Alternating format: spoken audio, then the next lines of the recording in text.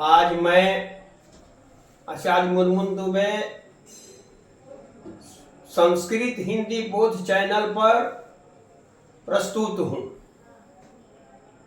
सभी इस चैनल से जुड़ने वाले सभी बच्चों को, बच्चियों को और अभिभावकों को बहुत बहुत बधाई। मैं जो भी इस चैनल के माध्यम से प्रस्तुति दे रहा हूँ, बच्चे यदि उसको ध्यान से सुनेंगे तो बहुत बड़ा लाभ होगा। अभी तक मैं अनुवाद के बारे में ही अभी चर्चा कर रहा हूँ इतने दिनों से। पिछले में कई ठो वीडियो आ चुके हैं जिसमें केवल अनुवाद की चर्चा चल रही है। अब हमको बताना होगा कि जब बच्चे अनुवाद के बारे में जान जाएंगे तो बहुत से क्वेश्चन का उत्तर वो स्वयं लिख सकते हैं। जैसे मान लीजिए कि विद्यालय पर अनुच्छेद आ गया, उसको लिखने में कठिनाई नहीं होगी यदि लड़का वो अनुवाद का नियम जानता है, क्योंकि 5 ठो वाक्य छोटा छोटा हिंदी में वह संग्रह कर लेगा अपने आप से, तो उसका अनुवाद कर देगा, अनुच्छेद हो गया। जैसे यह विद्यालय है, अयम विद्यालय अस्ति, यहाँ लड़के पढ़ते हैं, अत्र बालकाः पठन्ति, 2 वाक्य हो गया। यहाँ 10 शिक्षक हैं, अत्र 10 शिक्षकाः सन्ति। तो इस तरह से 5 वाक्य यदि अपने आप गढ़ लेते हैं तो उसका अनुवाद कर देंगे तो उन्हें कोई कठिनाई नहीं होगी। यही बात नहीं है, यदि वे पत्र लेखन का कार्य करेंगे तो उसमें भी आसानी होगी। तो थोड़ा सा तो ध्यान देना ही पड़ेगा, तभी कुछ आप जान सकते हैं। आज मैं आपके समक्ष सर्वनाम के बारे में बता रहा हूं कि कुछ ऐसे सर्वनाम हैं जो तीनों लिंगों में उसके अलग अलग रूप होते हैं, जबकि 2 ऐसे सर्वनाम हैं जिनके रूप तीनों लिंग में एक समान होते हैं। जैसे अस्मत् शब्द है और युष्मत् शब्द है। अस्मत् शब्द का रूप अहम, अवाम, वयम, माम, अवाम, अस्मान, मया, अवाभ्याम, अस्माभि, मह्यम, अवाभ्याम, अस्मभ्यम, मत, अवाभ्याम, अस्मत्, मम, आवयोः, अस्माकं, मयि, आवयोः, अस्मासु। ये अस्मत् शब्द का रूप है। तो पुल्लिंग स्त्रीलिंग में एक ही रूप होता है।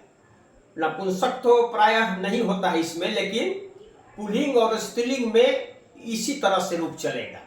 जैसे मैं जाता हूं तो अहम गच्छामि, मैं जाती हूं अहम गच्छामि, दोनों में इस तरह से होगा। और युष्मत् जो शब्द है त्वम, जुआम, जुयम, तो वह भी तीनों लिंगों में एक ही समान रूप होते हैं। जैसे तुम जाते हो त्वम गच्छसि, तुम जाती हो त्वम गच्छसि, दोनों में होगा। और इसके बाद जैसे सर्वनाम में यह है, वह है, किम है, यत है, इस तरह के ये सब जो शब्द हैं तीनों लिंग में इनके अलग अलग रूप होते हैं। जैसे आपको मैंने बोर्ड पर दर्शाया है थोड़ा सा, जैसे इदम शब्द, इदम शब्द है मूल शब्द है इदम। इदम का हिंदी है यह, और यह पुल्लिंग में बताया गया है और स्त्रीलिंग नपुंसक में। केवल प्रथमा का ही मैंने रूप बतलाया है, पूरा याद बच्चे नहीं कर पाते हैं। तो इसमें दिया हुआ है अयम, इमौ, इमे, यह प्रथमा का रूप है, अयम, इमौ, इमे। मान लीजिए वाक्य आता है कि यह लड़का, तो अयम बालकः वहां लिखेंगे, अयम बालकः। इमौ है सो द्विवचन है, ये दोनों लड़के, तो इमौ बालकौ लिखेंगे। ये लड़के, तो इमे बालकाः लिखेंगे। मतलब कि अयम, इमौ, इमे, इसको दिमाग में रख लेना चाहिए, क्योंकि अनुवाद जब आएंगे कि ये लड़के पढ़ते हैं तो इमे वहां लिखना पड़ेगा, इमे बालकाः पठन्ति। अब ये लड़कियां पढ़ती हैं तो वहां इमे नहीं लिखा जाएगा, स्त्रीलिंग उसका रूप अलग है, जैसे नीचे दिया गया है, इयम इमे इमा। मान लीजिए कि यह लड़की, तो इयम बालिका होगा, इयम बालिका।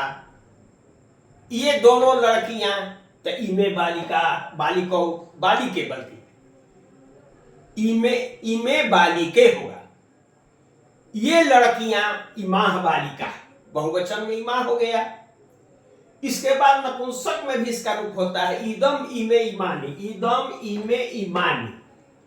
तो ईदम का भी रूप यह हुआ, अर्थ इसका। इमे का भी ये दोनों, आईमानी का ये। तो इसमें नपुंसक जो शब्द होगा, जैसे पुस्तक है, फल है, तो ये नपुंसक है। तो मान लिया कोई कहता है कि यह फल, तो लिखेंगे आया इदम फलम, यह किताब, इदम पुस्तकम, ये दोनों किताब, तो इमे पुस्तकें लिखेंगे। ये किताबें, तो ईमानी पुस्तकानी लिखेंगे। तो बच्चे इस तीन को ही ध्यान में रखें, पूरा रूप याद करने में उनको कठिनाई होगी। तो अयम इमौ इमे, ये पुल्लिंग में याद कर लें। आयम इमे इमा, स्त्रीलिंग में याद कर लें। आइदम इमे इमानी, इन नपुंसक में याद कर लें, और प्रयोग करके देखें तो अच्छा होगा। अयम इमौ इमे याद करने में कोई कठिनाई नहीं है। इयम इमे इमा, इदम इमे इमानी। उसी तरह से मैं तत्, तत् माने वह होता है, तत्, तत् माने वह। तो उसका भी पुल्लिंग में मैंने रूप को दर्शाया है, स्त्रीलिंग में भी दर्शाया है और नपुंसक में भी दर्शाया है। तो पुल्लिंग में सह तौ ते, तो प्राय लड़के जानते हैं, प्रथम पुरुष में इसका प्रयोग होता है बार बार, इसके पहले भी मैं बता चुका हूं। तो सह तौ ते, सह माने वह, तौ माने वे दोनों, ते माने वे लोग, बच्चे इसको जानते ही हैं। और इसके बाद जैसे वह लड़का, तो सह बालक, वे दोनों लड़के, तो तौ बालकौ, वे लड़के, ते बालका। इस तरह से विशेषण के रूप में भी प्रयोग होता है। इसके बाद स्त्रीलिंग में है सा, सा ते ता। सा माने वह स्त्री के लिए आएगा, जैसे वह जाती है, सा गच्छति। वे दोनों जाती हैं, तो ते गच्छतः। वे सब जाती हैं, तो ता गच्छन्ति। इसके बाद तत् शब्द का रूप नपुंसक में है, तत् ते तानि। तो वह किताब, तो तत् पुस्तकम लिखेंगे। वे दोनों किताब, तो ते पुस्तके, वे किताबें, तानि पुस्तकानि। तो सह तौ ते आप याद कीजिए, सह तौ ते, सा ते ता, तत् ते तानि। इसको यदि आप याद कर लेंगे तो सामान्य ढंग में इसका प्रयोग बराबर आता है, बच्चे समझ जाएंगे। यह मान लिया जाता है कि यह मार्ग है, तो यह मार्ग है, तो मार्ग पुल्लिंग है, अयम मार्ग लिखना होगा। यह राजमार्ग है, अयम राजमार्ग। यह घोड़ा है, अयम अश्व।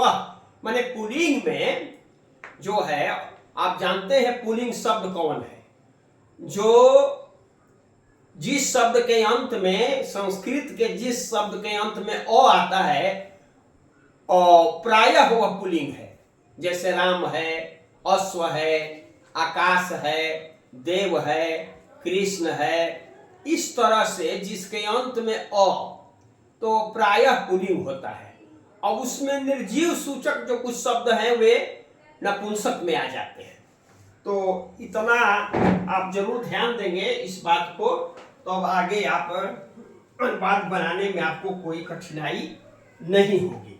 अब मैं आपके समक्ष लिख रहा हूं, जैसे उदाहरण को तो मैंने बतलाया, लिख कर भी मैं बता सकता हूं। तो अब जैसे कीम शब्द है, कीम,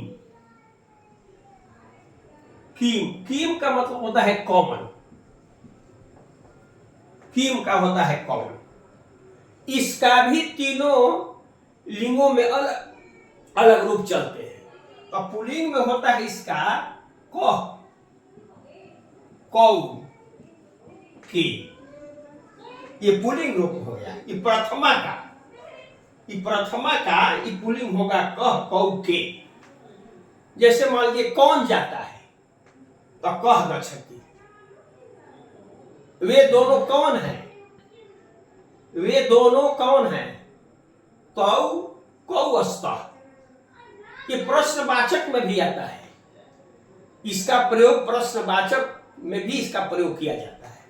और स्त्रीलिंग में जो है, स्त्रीलिंग में होता है का के का।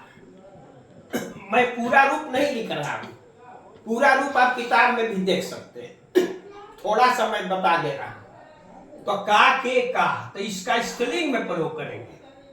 जो शब्द स्त्रीलिंग होगा, कौन स्त्री है, मान लीजिए कौन स्त्री है, तो का स्त्री बोलेंगे। और इसके बाद नपुंसक है, नपुंसक में कीम के कानी हो गया। तो किताब में बहुत से प्रश्न वाची वाक्य बनाना पड़ता है, सामान्य वाक्य है, प्रश्नवाचक बनाना होता है। तो बहुत हल्का है, एक दिन मैं उस विषय में बच्चों को बताऊंगा, उसका समाधान 1 मिनट में वे कर सकते हैं। तो कह कौ के का, किम के कानी, इतना ही याद रखें तो काम चल जाएगा। कह पुल्लिंग में, कौ यह भी है वचन, द्विवचन बहुवचन, स्त्रीलिंग में हो गया, ये नपुंसक में हो गया। तो आप इसको याद कर लेंगे। हम आगे बढ़ रहे हैं क्योंकि बहुत अभी हम पीछे हैं अपने विषय से, और बहुत कुछ आगे भी बाकी है। उसमें अभी संधि है, समास है, बहुत से प्रत्यय है, इसको सब भी बताना है। और किम के बाद मान लीजिए कि किम के बाद है आपके इदम हो गया, स हो गया, किम हो गया। एक यत शब्द है, यत, यत का मतलब होता है जो। तो इसमें पुल्लिंग में य, यौ, ये, स्त्रीलिंग में या, ये, या, नपुंसक में यत, यत, ये, यानी। आप पढ़े होंगे यानी कानी च पापानी जन्मांतर कृतानि च, तानी तानी प्रसंति प्रदक्षिणा पदे पदे। यह प्रदक्षिणा का मंत्र है संस्कृत का। यानी कानी च पापानी, तो यानी माने जो, अकानी माने कोई, यानी कानी च पापानी नपुंसक है। यानी कानी च पापानी, जो कोई भी पाप है, तानी तानी, तानी माने वे, तानी तानी दिखे, तानी 2 बार, तानी तानी, प्रणश्यंती नष्ट हो जाते हैं, प्रदक्षिणा पदे पदे, पद पद पर यदि प्रदक्षिणा करते हैं, प्रदक्षिणा करते हैं, घूमते हैं, तो वे सारे पाप नष्ट हो जाते हैं। तो कर्मकांड के विषय में भी उसकी जानकारी है, ज्योतिष के बारे में भी है, लोग इस पर तो वह देना नहीं है, केवल संस्कृत से संबंधित बातों को भी हमें बताना है। किसी संदर्भ में कभी मंत्र के बारे में मैं बता दूंगा, जिसका आप आश्रय लेंगे तो बहुत बड़ा आपका कल्याण भी हो सकता है। तो मैंने ये सारी बातें आपको बता दी। यदि अच्छा लगे तो आप सब्सक्राइब करेंगे, शेयर करेंगे, लाइक करेंगे, और इसके बाद अगला दिन मैं आगे फिर बढ़ूंगा। धन्यवाद।